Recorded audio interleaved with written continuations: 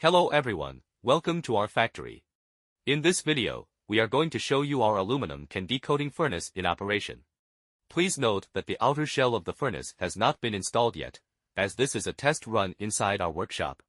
In a standard setup, the furnace will be fully enclosed to ensure better insulation, safety, and environmental performance. Now let's take a closer look at how the system works.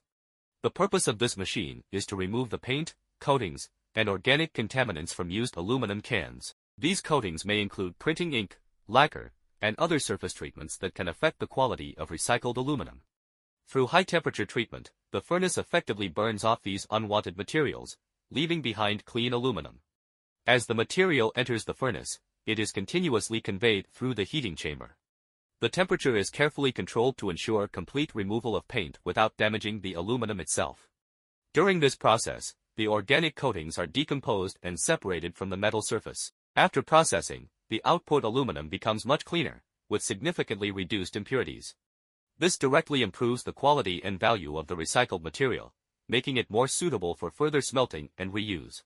This type of decoating machine is widely used in aluminum recycling plants, especially for handling used beverage cans, also known as UBC.